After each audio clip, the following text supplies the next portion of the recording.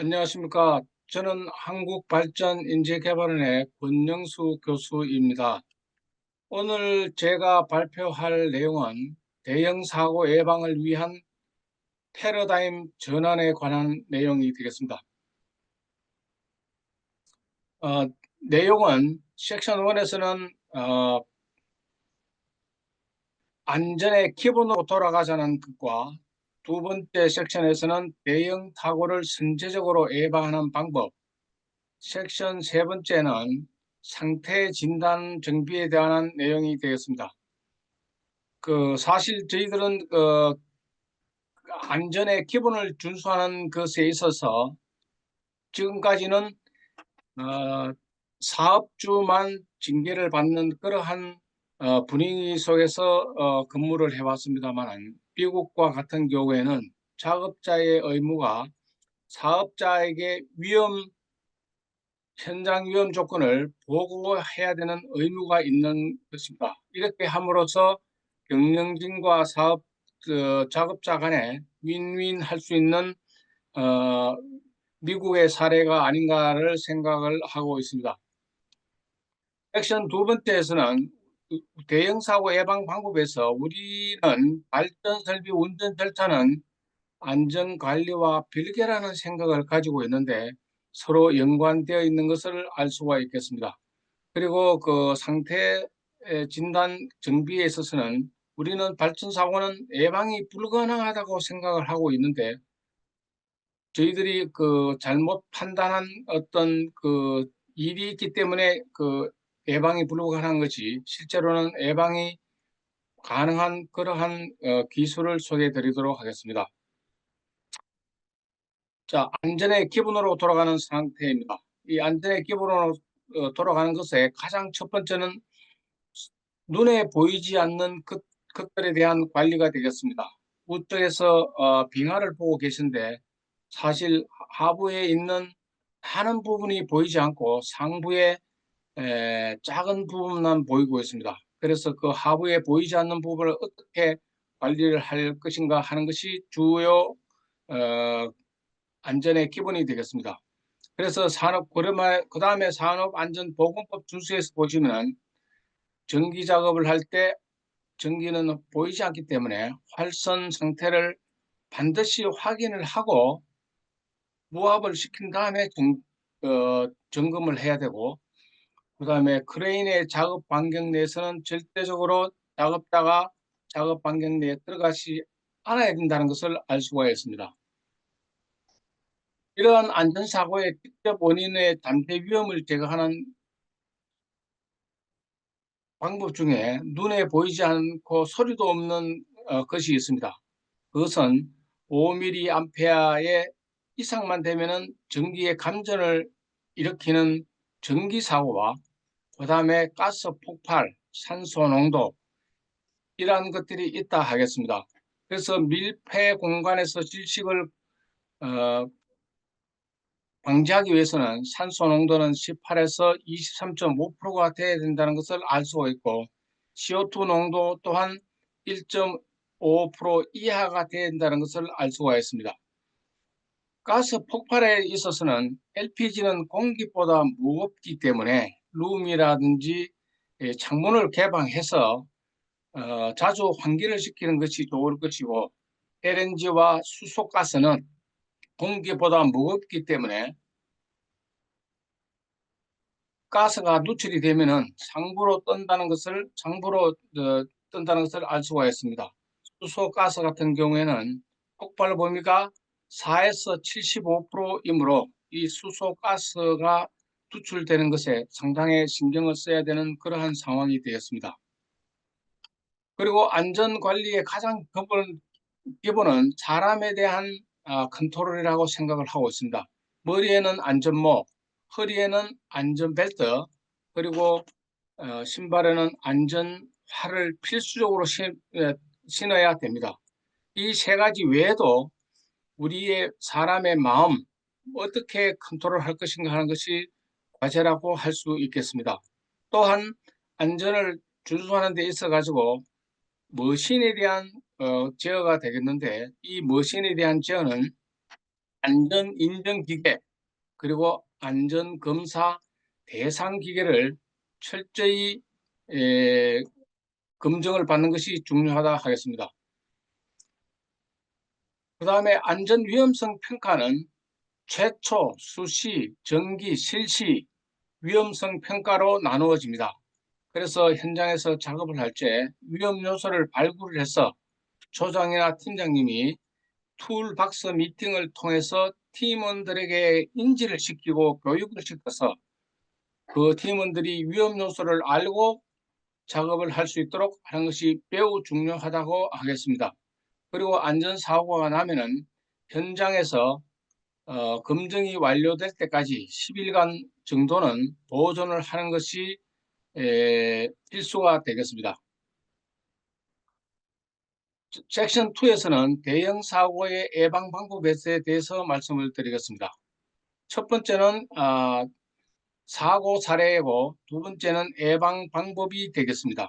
사고 사례에서는 지금 대한민국의 모든 복합 화력과 화력 발전기가 주간 또는 일일 기동 운전 정지를 하고 있습니다.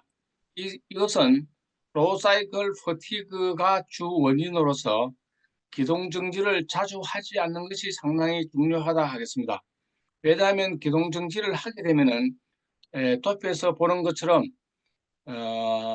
크리티컬 스피드에서 진동이 최고치로 올라가는 현상이 기동 때, 정지 때 1회씩 반복되기 때문입니다.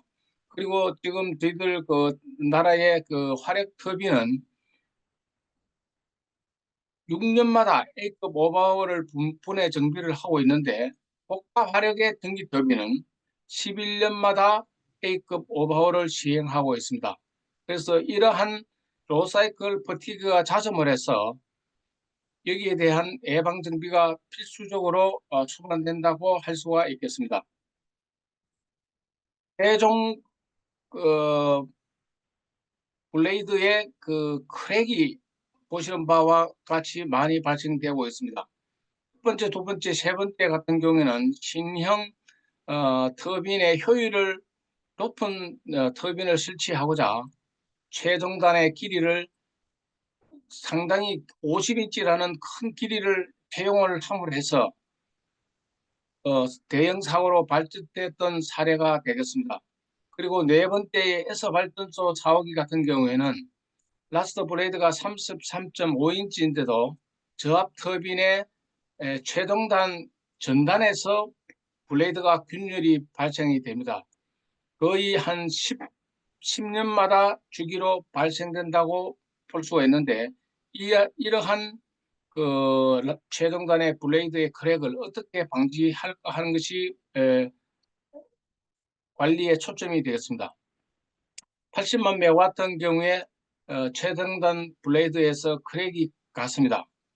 다행히 오버홀 때 발견이 돼서 다행인데 이 그 블레이드를 백 플레이트를 설치를 해서 그 다음에 최정단 블레이드 차기 오버홀 때 최정단 블레이드를 교체함으로써 사고를 미연에 방지를 할 수가 있었습니다만 이러한 블레이드의 스페어 파트를 언제 항상 확보를 해야 하는 것이 상당히 중요한 그 대형 사고 방지의 키포인트라고 할 수 있습니다.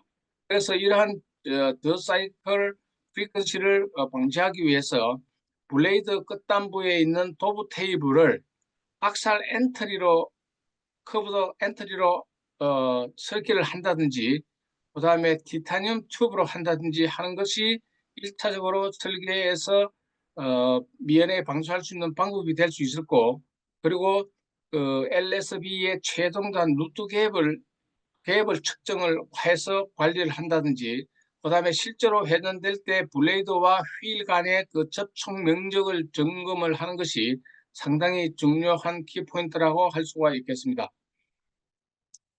다음은 터빈 발전기의 폭발에 대한 사고입니다. 시운전 종료 후에 10년 뒤에 로사이클 퍼티그의 원인으로 해서 스팀 터빈 발전기가 폭발이 되었습니다. 이 폭발에서 보시면은 기동 정지를 너무 자주 했다는 이야기입니다. 다시 말하면 하루에 기동, 오전에 기동, 저녁에 정지를 했기 때문에 사고가 일어났다는 것이 제작사의 주요 원인 내용입니다. 보시는 바와 같이 블레이드가 파손이 되고 축이 부러지는 이러한 상태를 저희들이 다시는 보지 않기 위해서는 분해 정비했던 중간중간에 피해 유티에 대한 철저한 점검을 자주 함으로써 미연의 사고를 방지할 수 있다고 생각을 합니다. 그 다음에 수소, 발전기 수소의 폭발입니다. 발전기 수소가 폭발해서 아깝게도 한 명의 인명이 사고를 났습니다. 그래서 수소가 리크되면은 발전기 이 여자기에서 익사이터 하우징으로 들어오는 여기에 상부에서 보시는 바와 같이 카바 플레이트가 설치가 되어 있습니다. 그래서 이 카바 플레이트를 조금 멀리 이렇게 설치하면 좋은데 거기 되지 않을 경우에는 보시는 바와 같이 홀 플레이트의 홀을 상부에 뚫어서 수소가 리크되는 중간에도 상부로 벤터 될 수 있게끔 이러한 조치를 취하는 것이 미연에 방지할 수 있는 방법 중에 하나가 되겠습니다. 다음에는 탈기기에서 저압 터빈으로 물이 유입된 워터 인덕션 케이스가 되겠습니다. 이 케이스에서 보시면은 험퍼 현상에 의해서 로타 블레이드와 케이싱이 엄청나게 러빙이 되어 있다는 것을 알 수가 있습니다. 거의 금액이 한 맥시멈 400억 정도가 손상된 사례가 되겠습니다. 그래서 이 통합터빈에서 저압터빈으로 디에레이터 탈기용 전기가 들어오는데 출력이 증감함에 따라서 탈기기의 압력이 주기 압력보다 더 순간적으로 증가되는 그런 현상이 있을 수 있습니다. 그때에 이 체크 발버가 어떻게 잘 동작하느냐가 중요한데 이 웨이트의 부착 위치가 정확하게 설정이 되지 않아서 저압 중압 터빈으로 습전기가 유입돼서 터빈에 워터 인덕스된 사례가 되겠습니다. 다음은 발전기 모터링 현상입니다. 보시는 바와 같이 발전기에서 모터링 현상이 일어나면은 발전기 로타가 저렇게 버닝이 되고 그 다음에 저압 터빈의 라스트 블레이드 또한 과열이 돼서 마찰이 발생되게 되겠습니다.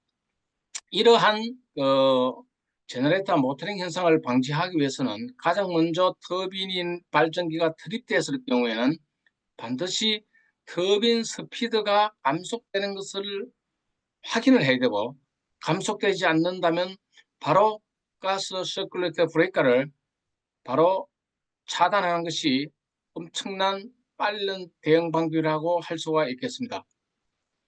그래서 이러한 대형 사고를 미연에 방지하기 위해서는 6가지 케이스가 있는데 설명을 드리겠습니다. 보일러 익스플로전은 연료의 양이 공기보다 많을 때 이루어집니다. 그래서 가장 근본적으로는 파이어링 하기 전에 보일러 퍼지를 하는 것도 좋지만은 두 번째는 이코노마이저 아웃렛 쪽에서 산소의 농도를 설계가 보통 3.4%인데 2.7% 정도로 제한을 두는 것이 상당히 중요합니다. 현재 이제 100만 메가와트 같은 경우에도 이제 설계의 O2 컨트롤 셋 포인트가 2% 정도로 점차적으로 감소되고 있는 추세이므로 이 보일러 익스플로전에 대한 경각심을 주의시킬 수 있을 필요가 있다고 생각합니다. 두 번째는 터빈의 워터 인덕션입니다. 터빈의 워터 인덕션에서 고중압 터빈이나 터빈의 어퍼와 로어 케이싱이 30도 이하가 되도록 항상 워칭을 하는 것이 상당히 중요하게 됩니다. 세 번째는 수소 폭발입니다. 이것은 공기를 수소로 필링할 때는 반드시 CO2 가스로 농도가 95%에서 98% 이상이 되는 것을 확인하고 그 다음에 수소로 시환을 해야 되겠습니다. 그리고 수소 농도가 90% 이하가 될 때는 반드시 수소 가스로 퍼지를 해서 수소의 퓨리티를 95% 이상으로 올리는 것이 상당히 중요하다 하겠습니다. 네 번째는 변압기의 폭발입니다. 이 변압기가 폭발되는 근본적인 원인을 보면은 수동으로 계통 병입을 했을 경우 CT가 A, B, C 상이 서로 맞지 않을 경우에 발생이 됩니다. 그래서 이러한 것을 방지하기 위해서는 반드시 발전기를 계통 병입을 할 때는 자동으로 계통 병입하는 것을 추천드립니다. 네 번째는 모터링 현상입니다. 앞에서도 말씀드렸지만은 스팀 터빈 제너레이터가 트립됐을 경우에 속도가 떨어지는 것을 반드시 확인을 하고 만약에 떨어지지 않는다면 GCB를 적극적으로 오픈해야 됩니다. 여섯 번째는 디젤 제너레이터 썰꿀 때 브레이크를 항상 오토 모드에 있어야 됩니다. 이 이센셜 부스는 모든 윤활유 펌프가 연결되어 있는 그러한 부스이기 때문에 자동으로 디젤 제너레이터가 480V AC를 공급하기 위해서는 서킷 브레이커는 반드시 오토 모드에 놓여져야 합니다. 그래서 이러한 대형 사고를 방지하기 위해서는 기계적으로는 이먼시 가마라가 있는데 이 이먼시 가마라의 상태를 잘 관리하는 것이 상당히 중요하다고 하겠습니다. 자, 디젤 제네레이터는 앞에서 말씀드린 것과 같이 이 센살 부스의 480V의 모든 루브 오일 펌프, 그 다음에 하이드롤릭 오일 펌프가 필수 모선에 연결되어 있습니다. 이 필수 모선이 전원이 들어오지 않는다면 회전체와 보정체에 엄청나게 마찰로를 해서 기기가 손상이 될 수 있습니다. 그러므로 27번 로그아웃 릴레이, 27번 릴레이 부존업 변압 릴레이에 의해서 서킷 브레이커는 반드시 자동으로 돼 있어야 대형 사고를 방지할 수가 있습니다. 다음은 이먼시 파워입니다. 배터리의 수명은 평상시에 4시간 정도, 그 다음에 컨트롤 DC 파워는 2시간 정도로 주로 설치되어 있습니다. 그래서 발전소에 만약 혹시나 블랙아웃이 발생된다면 배터리 용량 소진하기 전에 전기팀이 와서 반드시 점검을 하고 정비 작업이 이루어져야 하겠습니다. 다음은 컨디션 베이스 메인터넌스에 대한 사항입니다. 이 사항은 한마디로 이야기하면 전문가 그룹을 양성하자는 것인데 현대 발전사에서는 잘 이루어지고 있습니다. 그래서 진동에 대한 분석, 그 다음에 트라이볼로지, 설멀 그래픽, 그 다음에 울트라소닉, 이러한 4개 분야의 엑스퍼트, 추가적으로 더한다면 모터 애널리시스에 대한 엑스퍼트를 요즘을 이 ISO에 되어 있는데 전문가 그룹을 양성을 잘 시켜서 예측 진단을 하는 것이 대형 사고 예방하는 데 가장 근본의 방법 중에 하나라고 생각을 합니다. 그래서 보시는 바와 같이 진동대, 그 다음에 오일 분석을 위한 전자현미경, 그 다음에 열화상 카메라, 울트라소닉 장비들을 갖추어서 이에 대처할 수가 있겠습니다. 그 다음에 윤활유는 보시는 바와 같이 점도, 총상가, 그 다음에 산화 안정성, 오염도, 물의 수분량, 이러한 것을 각 기기마다 관리할 수 있도록 되어 있습니다. 그 다음에 열화상 카메라에 보시면 좌측에 보시는 그림과 같이 전선이 뭔가 모르게 루즈되고 있는 것을 알 수가 있습니다. 그때에 이 루즈된 부분을 열화상 카메라를 주기적으로 촬영을 함으로써 전기 설비가 건전하게 운전될 수 있도록 했다는 것을 알 수가 있습니다. 다음은 모타 데이터 커런트입니다. 이 모타 데이터의 볼테이지와 커런트를 20 마이크로세컨드 단위로 모니터링 해서 모타의 건전한 한 것을 진단할 수 있는 기술이 되겠습니다. 지금 저희들 하나뿐인 이 지구가 이산화탄소로 인해서 온도가 급상승을 하고 있습니다. 그래서 저는 이 해상 풍력을 대한민국 전체의 바다 주변에 설치를 해서 그 해상 풍력에서 만드는 수소를 수소가스 터빈으로 운전을 하면은 이 CO2 저감에 큰 효과를 보여줄 수 있지 않을까라고 그래서 제안을 드리는 바입니다. 예, 이상 경청해 주셔서 대단히 감사합니다. 감사합니다.